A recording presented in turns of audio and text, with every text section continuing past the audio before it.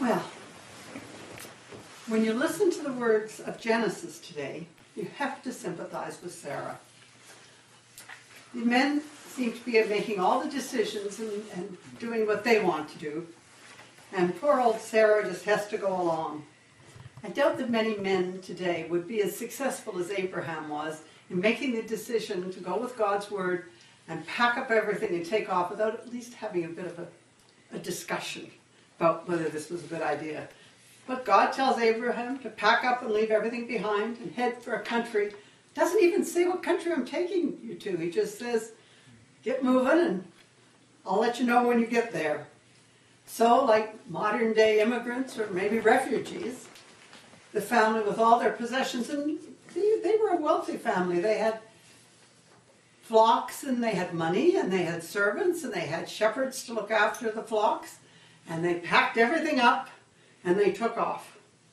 Departed for this new and unknown land, leaving behind family and friends.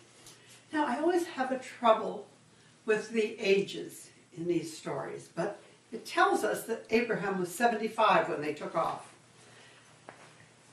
So the only family that went with them, though, were a nephew called Lot and Sarah and Abraham. Everybody else was an employee of some type.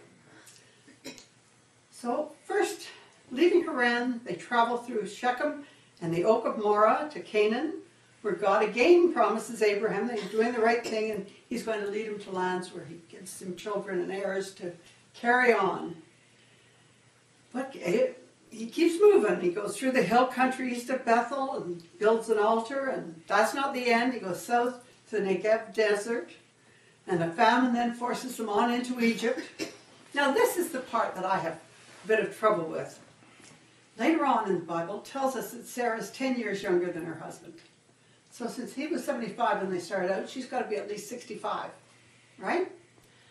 But he tells her, I'm going to pass you off as my sister because you're so incredibly beautiful and everybody's going to want you.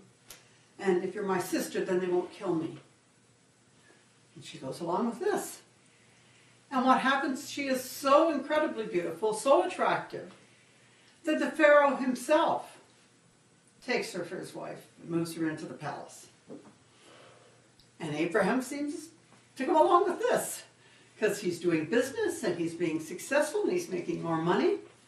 But eventually, God gets quite dissatisfied with this whole thing and he sends sickness upon the palace.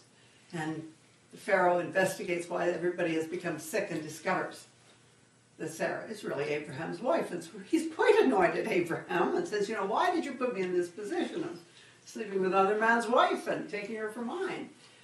And so he has his guards shoo Abraham and all his possessions, and Sarah once more on the road again.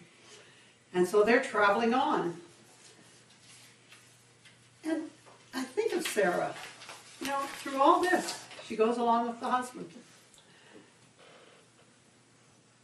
She stands by him, and eventually she even offers her maid to him so that he can have this child that she, in her advanced age, can't provide for him.